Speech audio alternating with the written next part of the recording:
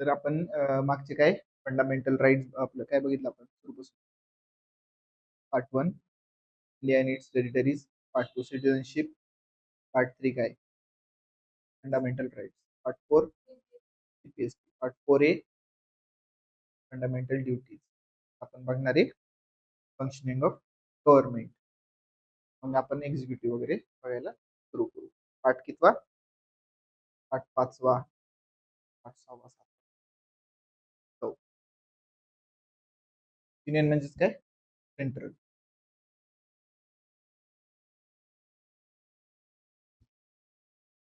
लिहून घ्यायचे आणि India has adopted a parliamentary form of government where the executive draw legitimacy from the legislator and it is accountable for it. हेच काय आपण कसला system गव्हर्नमेंटचा कसला सिस्टम आहे आपला पार्लिमेंटरी सिस्टम आहे. तो कुठून घेतलाय आपण ब्रिटन कडून. त्यांचंच राज्य होतं तर त्यांचा सिस्टम चालत आलाय. सेपरेट असं म्हणायची गरज आहे का त्यांच्याकडून घेतला वगैरे नाही. ब्रिटनचं चालू होता सिस्टम तोच आपण पुढं कंटिन्यू केलाय. आता काय where the executive draws legitimacy and from the legislature and is accountable for it. म्हणजेच काय एक्झिक्युटिव्हला पॉवर कुठून भेटती किंवा मान्यता कुठून भेटती लेजिस्लेचर पासून आणि त्यालाच लेजिस्लेटर्सलाच काय ते अकाउंटेबल आहेत. म्हणजेच काय जबाबदारी हे का केलं, हे केलं तर असंच का केलं, तसंच केलं, आम्ही सांगितले तसं का नाही केलं, आम्ही सांगितले तेच करायचे. लेजिस्लेचर जे सांगणार लॉ पास करणार, सांगणार म्हणजेच काय लॉ बनवणार. जसं हे होता वुमन रिझर्वेशनचं बिल आणलं होतं ना, जर ते पास झालं असतं तर काय झालं असता लॉ झाला असता. मग तो लॉ एक्झिक्यूट करण्याची जबाबदारी कुणाची होती त्या एक्झिक्युटिव्हची होती. जर एक्झिक्युटिव्हनी नाही केला तर ते कुणाला जबाबदारी कोण विचारणार त्यांना का नाही केला अजूनपर्यंत तुम्ही तर हे लेजिस्लेचर म्हणजेच कोण आपले आमदार खासदार. सेंटर मध्ये खासदार स्टेट मध्ये आमदार हे विचारा किंवा चुकीचा काहीतरी इम्प्लाय केलं तर मग काय ते पण का कोण विचारणार यांनी चुकीचं केलंय कसं काय केलं. जबाबदार कोणाला आहेत पार्लिमेंटला लेजिस्लेचरला. लेजिस्लेचर काय करतं लॉ बनवतं, एक्झिक्युटिव्ह काय करतं ते लॉ एक्झिक्यूट करतं. ज्युडिशरी काय करते व्हेरीफाय करते बरोबर आहे नाही, बरोबर असेल तर ठीक आहे, बरोबर नसेल तर काय कॅन्सल करून टाकते त्याला. आता मगाशी मी सांगताना काय सांगितलं एक राहून गेलं एक्झिक्युटिव्ह मध्ये कोण कोण बघितलं आपण लेजिस्लेटिव्हचेच काही मेंबर एक्झिक्युटिव्ह मध्ये बनतात. कोण सीएम मंत्री, पीएम मंत्री, कॅबिनेट मंत्री, राज्यमंत्री. हे सोडून गव्हर्नमेंटचे अधिकारी पण म्हणलं होतं काही स्पेसिफिक सांगायला तर मग कॅग झालं, सॉलिसिटर जनरल ते नाही. ते पण हे सगळे कशात येतात एक्झिक्युटिव्ह मध्ये येतात. तर ह्यातलेच मेंबर निवडून गेलेले ते म्हणजे फक्त प्राईम मिनिस्टर किंवा प्रेसिडेंट किंवा व्हाईस प्रेसिडेंट हे आहेत का नाही सांगितलं. ते पण फार पोलीस वगैरे सगळे गव्हर्नमेंटचे जे एम्प्लॉईज आहेत काय नॉमिनल हेड कोण आहे प्रेसिडेंट आहे काय नावाचा हेड आणि दुसरा काय हेड कोण असतो आपला आपला प्राईम मिनिस्टर. नॉमिनल हेड कोण आहे आपला नावापुरता हेड कोण आहे प्रेसिडेंट आहे आणि ऍक्च्युअल हेड कोण आहे पीएम आहे प्लस काय म्हणतो रिअल हेड.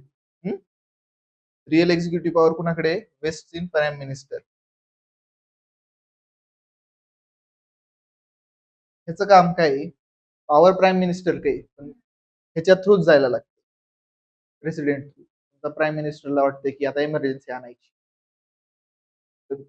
प्राईम मिनिस्टर लिहून नाही पाठवणार इमर्जन्सी लावा. प्राईम मिनिस्टर कुणाला सांगणार प्रेसिडेंटला सांगणार इमर्जन्सी लावा, प्रेसिडेंट मग इमर्जन्सी लावणार. किंवा एक लॉ पास झाला पार्लिमेंटने पास केला, पार्लिमेंट मध्ये हेड कोण असते पीएम असते लोकसभेत. मग गव्हर्नमेंटचा हेड काय नाही, कामकाजासाठी कामकाजासाठी लीडर ऑफ हाऊस कोण असतो? तो स्पीकर आहे. लीडर कोण आहे? Prime minister. तर प्राईम मिनिस्टर नसेल तर प्राईम मिनिस्टरनी अपॉइंट केलेला कोणता पण मेंबर. एक कायदा बनला. कायदा बनला, आपण सगळ्यात हायर आपण कोण म्हणतो? प्राईम मिनिस्टर पेक्षा मोठं कोण नाही म्हणतो ना आपण. सगळ्यांना काय व्हायचंय? प्राईम मिनिस्टर व्हायचे ना. प्रेसिडेंट व्हायचे कुणाला? नाही व्हायचं. पॉवर कुणाकडे आहे सगळी? प्राईम मिनिस्टरकडे. पण ती कुणाच्या नावाने चलती? प्रेसिडेंटच्या. मग काय लॉ वगैरे पास झाला तर प्रेसिडेंट कडे जातो साईन व्हायला का पीएम कडे जातो? एखादा लॉ बनवला प्रेसिडेंट कडे जातो ना. पीएम कडे जातो का? नाही. पण नाव कुणाचं असतं? कुणी केलं म्हणतात? पीएमनी केलं, मोदींनी केलं, इंदिरा गांधींनी केलं, नेहरूंनी केलं. कुणी प्रेसिडेंटचं नाव घेतं का? नाही घेत ना. कधीच घेतलंय का? ह्या प्रेसिडेंटनी केलं, त्या प्रेसिडेंटनी केलं. काय म्हणतात? नेहरूंनी केलं, राजीव गांधींनी केलं, इंदिरा गांधींनी केलं, मोदींनी केलं, ह्यानी केलं, त्यांनी केलं.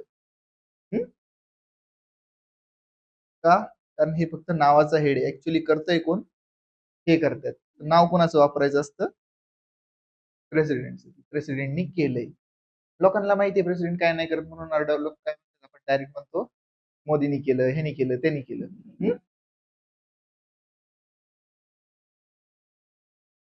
एक्झिक्युटिव्ह हेड कोण आहे? President is the executive head of the union executive. Article किती? 52. आर्टिकल मध्ये काय असणार आहे? प्रेसिडेंट असला पाहिजे. मग बाकीचं सगळं त्या कंडिशन आहेत, हा पगार आहे, हा टाइम पिरियड आहे.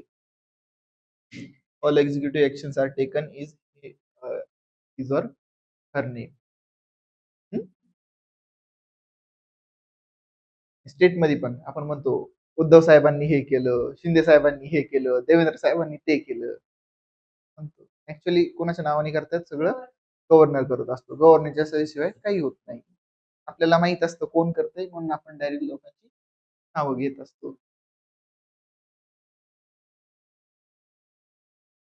जे सेंटर आहे तेच पॅरलल खाली स्टेट मध्ये चालतं. तर मग आर्टिकल चेंज होणार, कॉन्सेप्ट सेम राहणार आहे. तर ते थोडं लक्षात ठेवायचं. Under article 52 of the constitution there shall be a president of India, there shall be a governor of India. Article हा नसणार आहे, आर्टिकल वेगळा असणार आहे. is a nominal head of the state while the real executive power rests with prime minister and council of minister. एकटा prime minister कडे आहे का? नाही. काउन्सिल ऑफ मिनिस्टर कडे. तर काउन्सिल ऑफ मिनिस्टर मध्ये कोण येतं? कॅबिनेट मिनिस्टर, प्रधानमंत्री, कॅबिनेट मिनिस्टर्स आणि कॉन्स्टिट्युशनल स्टेटस. कॉन्स्टिट्युशनल स्टेटस म्हणजे काय? कॉन्स्टिट्यूशन मध्ये हे सांगितलेलं आहे.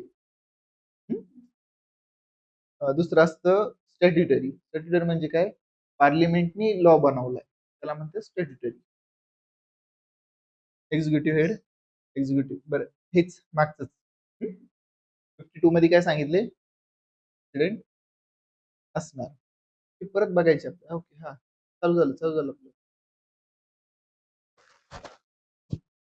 The executive power of the union is vested in the president, and this exercised by him is either directly or through officers subordinate to him in accordance with constitution article 53. 52 मध्ये काय आहे? असणार. 53 मध्ये काय आहे? पॉवर कोण exercise करते? हा, कोणा थ्रू? डायरेक्टली स्वतः किंवा exercised by him directly or through officers subordinate to him in accordance with the constitution. म्हणजेच कोण? हेच आपलं जे सांगितले कोण येते? अजून आर्टिकल 77 मध्ये काय आहे? All executive actions of the government of India shall be expressed to be taken in the name of president. जे आता मी सांगितलं ते कोणत्या आर्टिकल मध्ये सांगितलेले? 77 मध्ये सांगितलेले. काय सांगितले? काउंट प्रत्येक गोष्ट हा कुणाच्या नावाने होणार? प्रेसिडेंटच्या नावाने होणार. जे आपण म्हणतो मोदींनी केलं, मोदींनी केलं. इंदिरा गांधींनी केलं, नेहरूंनी केलं, कुणी केले, सगळं कुणाच्या नावाखाली होणार? प्रेसिडेंटच्या नावाखाली होणार. कशात सांगितले? 77 मध्ये. 76 मध्ये काय आहे? वकील आहे गव्हर्नमेंटचा. काय त्याला म्हणतात? Attorney general. काय काय? Computer and auditor general. Audit करतो तो. तुम्हाला असं ना ऑडिटचं, कॉमर्सवाल्यांना. ऑडिट करता म्हणजे काय करता? टॅक्सचं पण तेच काम, व्हेरीफाय करायचं, चेक करायचं. 78 defines the duties of the prime minister to keep the president informed.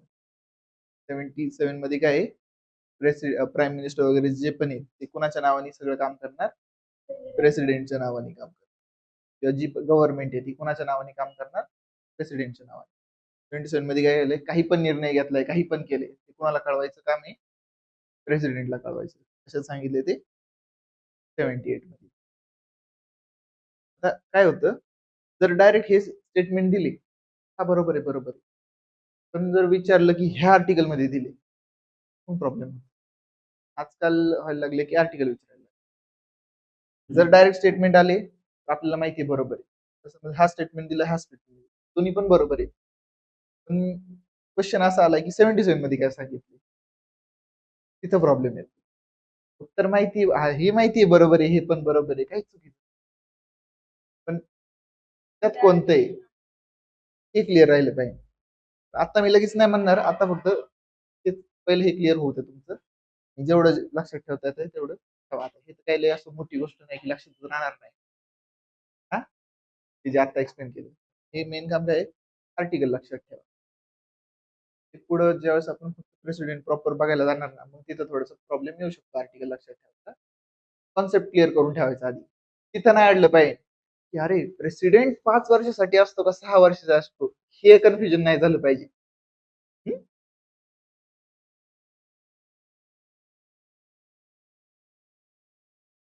Major powers आणि फंक्शन्स कोणाचे?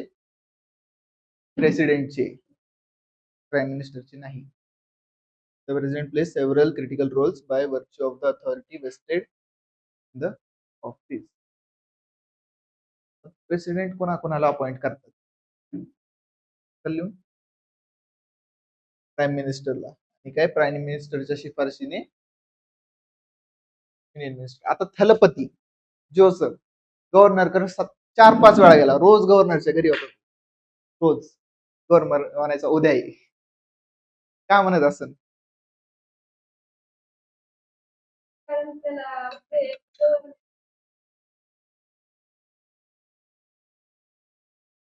मला अपॉइंट करा, तो सांगायला जात होता की मला अपॉइंट करा, मी नंतर कसं तरी सिद्ध करतो तुम्हाला की माझी मेजॉरिटी आहे. गव्हर्नर एक स्पेसिफिक टाइम देणार त्याला, एवढ्या एवढ्यात तू सिद्ध कर तुझ्याकडे मेजॉरिटी आहे म्हणून. गव्हर्नर ऐकतच नव्हता. ते सगळं गव्हर्नरच्या मनावर आहे, गव्हर्नरची विल येते करायचं का नाही करायचं. गव्हर्नर कुणाला बोलवू शकतो, पण तसं बोलवलं कुणाला पाहिजे? तिला ऍडजस्ट पार्टी आहे, तिला बोलवलं पाहिजे. तर एखाद्याला क्लिअर मेजॉरिटी असेल ना, लगेच पहिल्याच दिवशी झालं असतं ते. पण आता इथं गव्हर्नमेंटच्या डिस्क्रिप्शन आलं, झालं तर असं पाहिजे की विजयलाच बोलून सांगितलं पाहिजे, अपॉइंट केलं पाहिजे. गव्हर्नमेंटचं मनी, गव्हर्नरचं मनी, काय करायचं? तो आधी घेऊन ये, तो फेल झाला तर मग दुसरा सेकंड लार्जेस्ट कोणी त्याला देणार. आता काही जुळाजुळ त्यांनी केली आणि मला वाटतं चान्सेस आहेत की बीजेपी संघ पण गेलेले असणार आहे. एक बीजेपी आणि बाकी अदर्स, किंवा मग डीएमके, एनडीए बरोबर, एनडीए बरोबरच केलं असणार आहे मला वाटतं. बघितलं नाही अजून, फक्त झालं एवढंच माहिती. एनडीए मध्ये कोणी बीजेपी, अदर्स येऊ शकतात आणि एआयडीएमके, त्याच्यानंतर जी 2 नंबरची पार्टी ती प्राईम मिनिस्टर असा होणार, त्याला सिद्ध करायला लागणार. एकदा प्राईम मिनिस्टर इलेक्ट झाला की मग तो काय करणार? युनियन मिनिस्टर्स अपॉइंट करणार. तो अपॉइंट करणार म्हणजे काय करणार? तो सिलेक्ट करणार आणि प्रेसिडेंटला सांगणार की ह्याचं नाव इथे टाक, त्याला हे बनव, त्याला ते बनव, त्याला ते बनव. प्रेसिडेंट सगळ्यांना. आता मोदीला वाटलं म्हणून अमित शहा नाही आहे, पण डायरेक्ट मोदी म्हणला की Amit Shah home minister, Nadda home minister, तू हा मिनिस्टर तो मिनिस्टर हे नाही. मोदीने एक लिस्ट बनवली, त्यांची नावं लिहिली, कोणाला काय द्यायचंय, कोण काय बनणार, आणि हे प्रेसिडेंटला सांगितलं. मग प्रेसिडेंटनी ते सांगितलं की okay, Amit Shah home minister, XYZ ही मिनिस्ट्री, XYZ ती मिनिस्ट्री. मग काय, जज आणि सुप्रीम, जज कोणते, सुप्रीम कोर्टचे आणि हायकोर्टचे. कन्फ्युजन होतं कधी कधी कोण अपॉइंट करतो, सुप्रीम कोर्टचे जज पण आणि नाही, गव्हर्नर कोणते करतो, लोअर कोर्टचे करतो. अटॉर्नी जनरल, अटॉर्नी जनरलला प्रेसिडेंट का करतो, कारण तो गव्हर्नमेंटचा वकील आहे. प्रेसिडेंट म्हणजेच गव्हर्नमेंट आहे. हा, सगळा हा अटॉर्नी जनरल बघतो. इंडियामध्ये कुठं पण पहिली केस ह्याची बघितली जाणार, गव्हर्नमेंटची, प्रायव्हेट नाही. हा प्रायव्हेट काम पण करू शकतो, की गव्हर्नमेंट बरोबर तो स्वतःचे केसेस पण सेपरेट करू शकतो. काही लिगल नाही की गव्हर्नमेंटचे घेतले आता गव्हर्नमेंट काय नाही करत, असं नाही. हा, ह्यांना सॅलरी नाही, ह्यांना हे असतं अलाउन्सेस, भत्ते, जसं काम असेल तसं. सॅलरी नाही म्हणत त्याला, सॅलरीच आहे पण त्याला सॅलरी म्हणत नाही. हा. मानधन येते, पगार आणि मानधन मध्ये फरक आहे ना. हा, यांना सॅलरी भेटते, ह्याला मानधन भेटते. ते कार्यक्रमाला आले की ना मानधन देतात, तसं याला मानधन, सॅलरी नाही, पण ते एक टाईपची सॅलरीच आहे. तर त्याला हा हे सगळं प्रेसिडेंटच्या मनावर आहे किती राहणार. हे प्रेसिडेंटच्या मनावर आहेत का, नाही. हे हा, हा हे कॉन्स्टिट्यूशन मध्ये त्यांना काढायची स्पेसिफिक प्रोसेस आहे. हा, कॉन्स्टिट्यूशन मध्ये नाही, ते ज्यावेळेस आपण येईल ना त्यावेळेस घेऊ. आता जे सांगते तेवढंच, कारण मग मलाच विसरलो. तर ह्यांना काढता येते का, नाही काढता येत. ह्यांना काढायची एक स्पेसिफिक प्रोसेस आहे, स्पेसिफिक कंडिशन्स आहेत. की चुकीचं काहीतरी केलंय, चुकीचे म्हणजे काय, प्रूव्हन प्रूव्हन प्रूव्हन गोष्ट आहे की एलिगेशन नाही, की चुकीचं केलंय म्हणून. काय त्याला म्हणतो आपण, मला शब्द आठवत नाही, पण ज्यावेळेस आपण डिटेलमध्ये घेणार त्यावेळेस घेऊ. आता फक्त बरोबर मला माहिती सांगतो. अटॉर्नी जनरल, परत काय गव्हर्नर ऑफ स्टेट, हे कम्प्लिटली प्रेसिडेंटच्या मनावर असतात. आज अपॉइंट करून उद्या काढू पण शकतात. त्यांचा काही फिक्स टाइम नाही. गव्हर्नर, हा काही फिक्स टाइम नाही, सगळं ह्यांच्या मनावर आहे. ते मिनिस्टरचा पण काही फिक्स टाइम नाही, प्राईम मिनिस्टरचा पण काही फिक्स टाइम नाही. जर मेजॉरिटी गेली प्राईम मिनिस्टर पण जाणार. समजा ह्यांच्यातला दुसरा उभा राहिला, मला प्राईम मिनिस्टर व्हायचे, माझ्याकडे मेजॉरिटी आहे, त्याला जर मेजॉरिटी वोट भेटले तो प्राईम मिनिस्टर होईल. हा जो प्राईम मिनिस्टर आहे त्याला काढून टाकताय. पण जर प्राईम मिनिस्टरची गेली आणि त्याच्या पार्टी मधलं दुसरं कोण नसन, दुसरा ज्याला मेजॉरिटी भेटती असं काही नसेल, क्लिअर अलायन्सची गव्हर्नमेंट आहे, जसं बीजेपीला कोणीतरी सपोर्ट दिलाय, त्यांनी सपोर्ट काढून घेतला, तर मग काय होणार, मोदी प्राईम मिनिस्टर राहणार का, नाही राहणार. मोदी प्राईम मिनिस्टर राहिला ना, ऑटोमॅटिक हे पण जाणार. प्रेसिडेंटची विल नाही येत पूर्णपणे. प्रेसिडेंट म्हणू शकतात की नाही, मोदी नाही मला आवडत, दुसरा प्रेसिडेंट बनवा, तुम्ही तुमच्याच पार्टीतला बनवा, दुसरा बनवा. ही केस होऊ शकते. अमित शहाला प्रेसिडेंट प्राईम मिनिस्टर बनवायचं, मोदी ह्यांची आपस समजा आपण एक केस सांगतो, आपस यांची भांडणं झाली बीजेपी मध्ये इंटर, त्यांच्याकडे फुल सपोर्ट आहे, त्यांच्याकडे आपण समजू की 400 मेंबर आहेत, काहीच कमी नाही. त्यांच्या यांच्यात भांडणं झाली, दोन ग्रुप पडले, एक ग्रुप मोदीला सपोर्ट करतो, एक ग्रुप अमित शहाला सपोर्ट करतो. तर मग ह्या दोघांपैकी जो सिद्ध करील तो काय होणार, प्राईम मिनिस्टर होणार. पण आता असं झालं की आपल्याला किती लागतात मेजॉरिटीसाठी, किती येते, किती होते, 253, 273, 283, 290, 400, बघून घ्या. तेवढे पण आहेत हा. मग जर नाही करता आली तर मग काय होणार? जर ऑपोजिशन गेलं की डिमांड करायला लागलं केलं कुणीतरी यांच्याकडून घ्या, की सिद्ध करायला लावा तुमच्याकडे आहे का. समोरची पार्टीने जर काढून घेतलं दिसतंय ना, ते पण डिमांड करणार ना की तुम्ही सिद्ध करा तुमच्याकडे आहे म्हणून. त्यावेळेस सिद्ध नाही करता येणार, त्यावेळेस काय होणार? प्रेसिडेंट चेंज होऊ शकतो, सॉरी प्राईम मिनिस्टर चेंज होऊ शकतो. त्यांनी जर दुसऱ्यांना कोणाला सपोर्ट केलं, काँग्रेसला सपोर्ट केलं, अजून 2-3 पक्ष एकत्र घेतले, त्यांचा नवीन प्राईम मिनिस्टर आणि नवीन members of public service commission, UPSC झालं, एमपीएससी झालं. आणि काय? Administrative oversight. आता ह्याच्यात काय काय? President has the right to obtain information from prime minister regarding the function of government. मागच बघितलं, यांची जबाबदारी आहे प्रेसिडेंटला कळवणं. कोणतं आर्टिकल? 77 मध्ये काय होतं? empowered to set up interstate council to investigate and advise dispute between states. आता महाराष्ट्र गुजरात मध्ये समजा भांडण झाली, मिटवायचं कसं? काउन्सिल बनवायचे अधिकार कोणाला आहे? ह्या मी एक कमिटी बनवतो, तीस तुमचं क्लिअर करते. समजा महाराष्ट्र कर्नाटक मध्ये भांडणं झाली XYZ इश्यूवर, ते बेळगाववरून तर चालूच असतात. पाण्यावरून झालं, डॅम वरून झालं की तुम्ही पाणी सोडवले, तुम्ही सोडतच नाही. की आम्हाला पाणी कमी पडते, तुम्ही जास्त सोडा. ते सोडत नसेल, आपण सोडत नसेल, काही इश्यू असेल तर मग तो सॉल्व्ह करण्यासाठी इंटरस्टेट ती बॉडी बनवायची, काउन्सिल बनवायची. कोण बनवणार? प्रेसिडेंट. तो पीएमच नाव प्रेसिडेंटनी केलंय. परत काय रूल मेकिंग मध्ये काय आहे?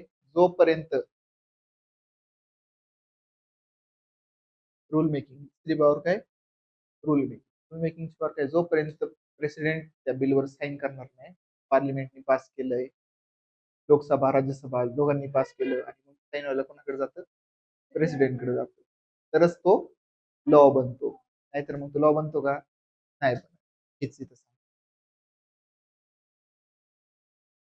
stipulates the allocation of business rules, which determines how business is transacted across various ministries, department and secretariats. तर हे काय? एक मगाशी जे सांगितलं की कुणाला कुठं कुठं अपॉइंट केलं, पीएमनी सांगितलं ह्याला इथं अपॉइंट करा, त्याला तिथं अपॉइंट, हे अपॉइंटमेंट्स बद्दल सांगितलेलं आहे.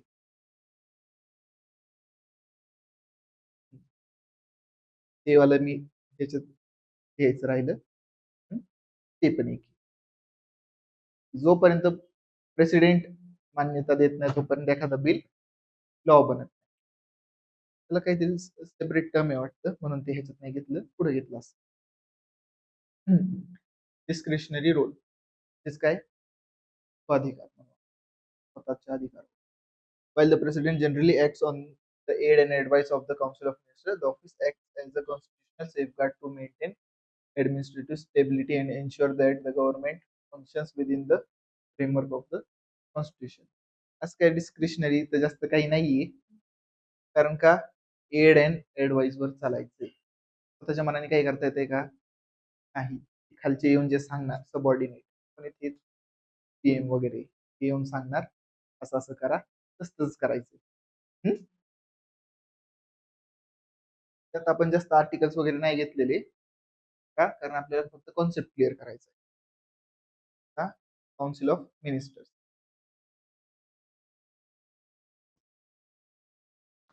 त्यालाच काय म्हणतो आपण?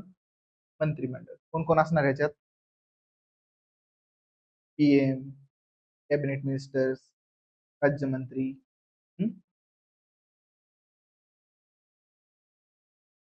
The highest decision making body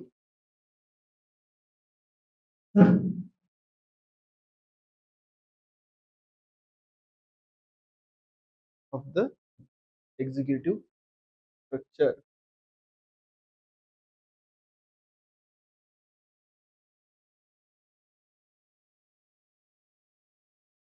of the union government.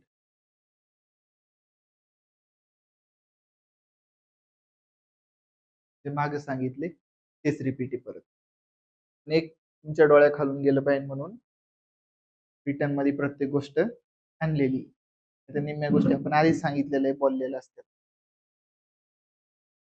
एक पुस्तक बघायचं लागतच ना, हा रे बरोबर का नाही, का नाही, हे सांगून दिलं खाली कसं लिहायचं, काय पेपर मध्ये कसं येणार, काय फ्रेमिंग असते.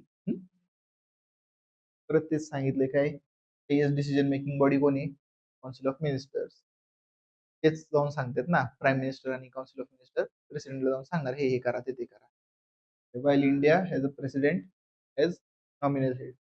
ब्रिटन कडून आपण तो सिस्टम घेतलेला. आपल्याकडे राजा नव्हता म्हणून आपण प्रेसिडेंट केला. त्यांच्याकडे राजा होता म्हणून त्यांच्याकडे राजा आहे. अजून राजा पण कसा आहे, नॉमिनली. काही पण करणार सगळं राजाच्या नावाने होणार. राजा करतोय का, नाही, राजा फक्त साईन करतो. मी काही करा खाली, राजाचं काम आहे फक्त साईन करायचं. आपलं काय, त्यांची काय मोनार्की, आपली काय रिपब्लिक आहे. त्यांची राजेशाही आहे ना, आपलं गणतंत्र आहे किंवा प्रजासत्ता आहे. का, तर हा बाय बर्थ डिसाइड होत नाही. त्यांना मला म्हणून प्रेसिडेंट झाला, पोरगा प्रेसिडेंट आहे का, नाही, तर किंगचा पोरगा किंग आहे, त्यांची पोरगी क्वीन आहे. इथं काय, तर 5 वर्षांनी इलेक्शन होणार आहे आणि लोकांमधून नवीन निवडून जाणार आहे. कॉन्स्टिट्यूशनल प्रोव्हिजन आर्टिकल 75 मध्ये काय सांगितलंय, the constitution provides a specific framework for the functioning on accountability of the ministers. हे आपल्याला डिटेल मध्ये बघायचं आहे सगळं. Appointment, prime minister is appointed by the president. Same कोण अपॉइंट करतं, गव्हर्नर. इथं फक्त काय चेंज करायचंय, chief minister is appointed by governor and other ministers are appointed by the president on the advice of ministers. मागाशी मागच सांगितलं हे, pleasure of the president. Minister hold their office during the pleasure of president. Pleasure of president म्हणजेच कोण, pleasure of prime minister. Prime मिनिस्टरला वाटलं ह्याला काढायचं, हाकलायचं, प्रेसिडेंटला सांगणार, प्रेसिडेंट करणार.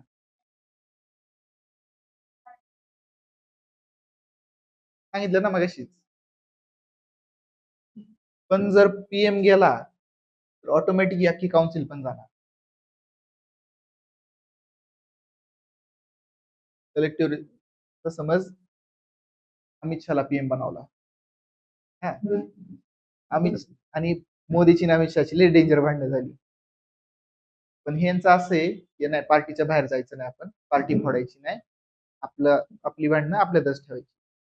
आपण काय करू, आपण आपापसात वोटिंग करू. तुला वोट मॅक्सिमम सगळ्यांचा भेटतोय का, मला भेटतो, कोणाला तरी एकाला भेटणारच. तर समजा मोदीला काढून अमित शहा पॉवरला आला, प्राईम मिनिस्टर बनला, तो काय करणार, जसं कळालं की अमित शहा हा नवीन प्राईम मिनिस्टर डिक्लेअर झालाय, ऑटोमॅटिकली काय होणार की जी आधीची काउन्सिल ऑफ मिनिस्टर होती ती बरखास्त होणार. मग अमित शहा काय करणार, नवीन काउन्सिल ऑफ मेंबर्स बनवणार. तर अमित शहाला वाटलं हाय तेच ठेवायचे, हाय तेच राहणार, किंवा काहींना बदलायचे तर काही बदलणार नाही, तर मग ऑटोमॅटिक सगळे तो बदलू शकतो. त्यालाच म्हणतात प्रेसिडेंट. प्लेजर कोणाचं, प्रेसिडेंटचं, पण ऍक्च्युली कोणाचं असतं, प्राईम मिनिस्टरचं असतं. आता का प्राईम मिनिस्टर गेला, त्याच्या मर्जीतले लोक होते ना, नवीन जे आले ते त्याच्या मर्जीतले नसते, म्हणून ऑटोमॅटिकली त्यांची कॅन्सल होतं सगळं. काय गॅरंटी की ह्याला जे लागत होते त्याला हेच त्याला पण लागणार आहे, नाही वेगळे लागू शकतात. तो काय, त्याला त्याचे मित्र बसवायचे असतात. तो काय म्हणणार, ह्यांना हाकला, मी नवीन दिसतोय, ह्यातले दोनच ठेवा, ह्यातले 2-3 आहे बरे, हे 2-3 ठेवतो बाकीचे हाकला, होऊ शकतं. कलेक्टिव्ह रिस्पॉन्सिबिलिटी, कलेक्टिव्ह काय, काउन्सिल ऑफ मिनिस्टर्सची रिस्पॉन्सिबिलिटी आहे, आपण काय डिसिजन घेतोय तो प्रेसिडेंटला सांगणं की आम्ही असं असं ठरवले, मग सांगायचं, मग ते प्रेसिडेंट सांगणार हा असं असं करायचं. The Council of Ministers is collectively responsible to Sabha. This means the entire ministry is responsible to the parliament for its acts of omission and commission. काहीही करायचे जबाबदार कोणाला आहेत?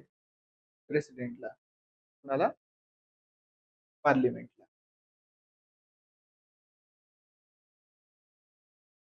Collectively responsible to the Lok Sabha. Prime minister कोणाला? प्रेसिडेंटला. Collective कोणाला? लोकसभेला. This means the entire ministry is responsible to the parliament for its acts of omission आणि कमिशन. काही केलं आणि काही नाही केलं त्यासाठी जबाबदार काय आहे? कोणाला आहे? पार्लिमेंट आहे. कोण? आणि नुसतं जर प्रेसिडेंट प्राईम मिनिस्टर म्हणलं तर प्रेसिडेंटला.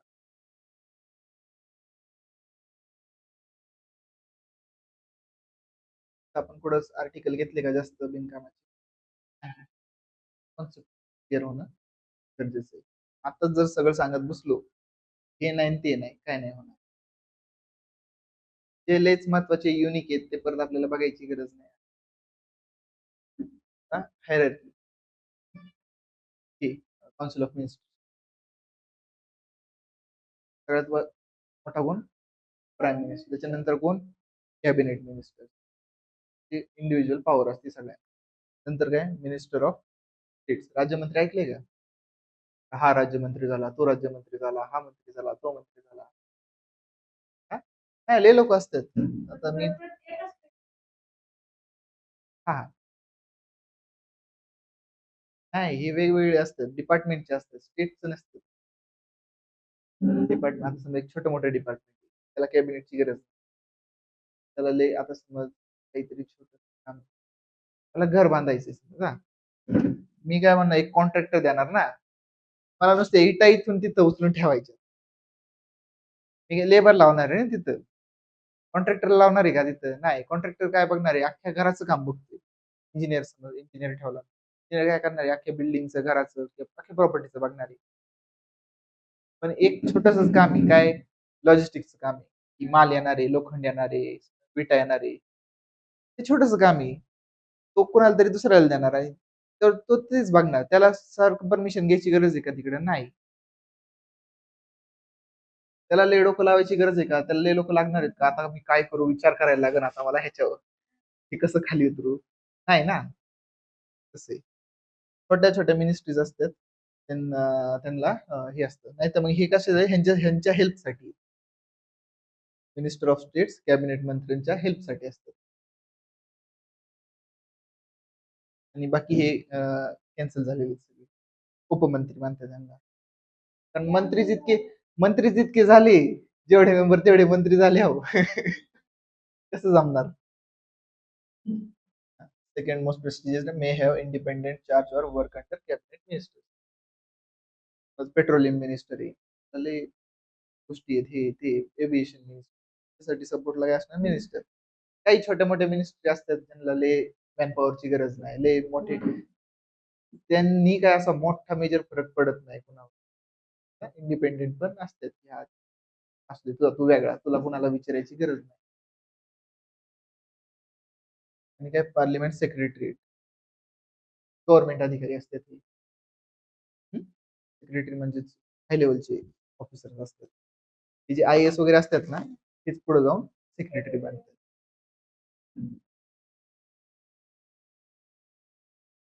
ही कॅरेक्टरिस्टिक्स साईज 15% ऑफ टोटल सीट्स इन्क्लुडिंग PM. तर 15% मध्ये कोण कोण येणार? कॅबिनेट मिनिस्टर आणि राज्यमंत्री सगळे मिळून किती? 15%. सगळ्यात किती आहे? काढायची. PM ला काय इन्क्लुडेड आहे सेम स्टेट मध्ये. PM ला इन्क्लूड करून 15 पेक्षा जास्त असायला पाहिजे. 15 कशाचे? जेवढे सीट्स आहेत तेवढ्याचे. नवीन सीट्स वाढणार आहेत त्याचे काय चेंज होऊन जाणार. मेजॉरिटीचा आकडा पण चेंज होणार. 15 मिनिस्टर्स पण वाढते. डिसिजन मेकिंग काय? The council of minister identifies key areas requiring policy formulation and draft laws ultimately pass by the parliament. हे काय रूल्स वगैरे काय बनवणार? ड्राफ्ट बनवणार, तेच नंतर फायनल होणार, बिल बनणार, हेच काम कोणाचं आहे सगळं डिसिजन मेकिंग तर ते cabinet minister.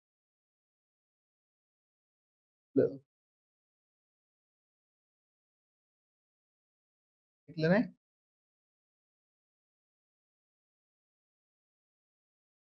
Council of ministers. हा, काउन्सिल ऑफ देत नव्हता. डिसिजन मेकिंगचं काम काय करतात ते करतात काउन्सिल ऑफ मिनिस्टर.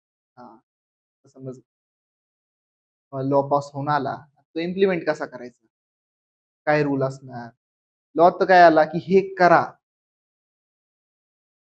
हे कसं करायचं, कोण करू शकतं, हे सगळे डिटेल काढायला लागणार ना. त्याचे हे डिटेल्स कोण बनवणार, मिनिस्ट्रीज बनवणार.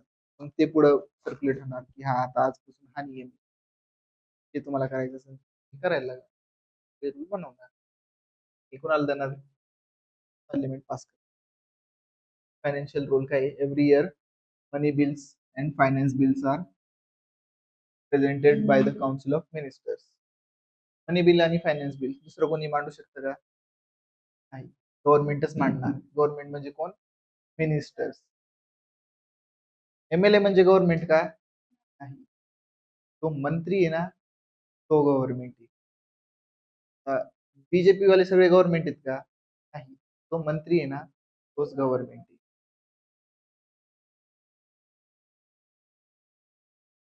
हम्म. हम्म. तर 117.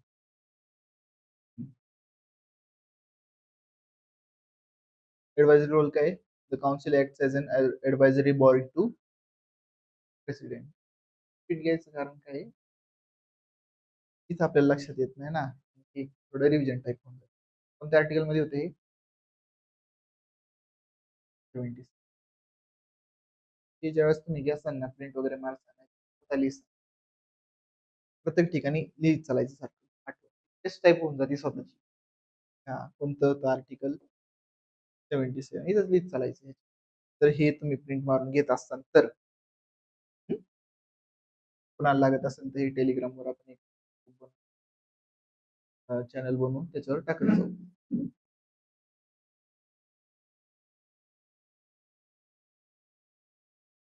Prime minister and cabinet.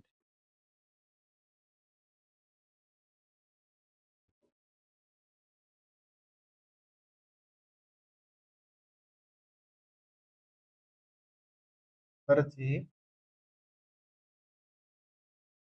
आज आपण इथंच थांबू. मग नेक्स्ट क्लासमध्ये आपण बाकीचं बघू. थोडं मागचं क्लिअर आहे सगळं. रिव्हिजन पहिले जे 5 पाठ केले त्यांची रिव्हिजन करायची. क्वेश्चन तिथून पडतो. हा लय मोठा पार्ट आहे. हा समज 100 पानाचा आहे ना, त्यातून 10च क्वेश्चन आहे. 50 पानाचा आहे त्यातून 10च येणार. काय केलेलं चांगलं राहणार, जास्त इफेक्टिव्ह जास्त राहणार. चांगलं नाही म्हणणार, इफेक्टिव्ह राहणार. हे पण करायचंय पण त्यातून चान्सेस जास्त आहे. तर ते सोडून दिलं तर मग क्वेश्चन गेले समजायचे. कारण क्वेश्चन येणार म्हणजे येणार तिथून, पण ते येणार माहित नाही. इथून पण क्वेश्चन येणार पण इथं डेटा लई मोजकेच क्वेश्चन द्यायचे, 1 2 3 4 5.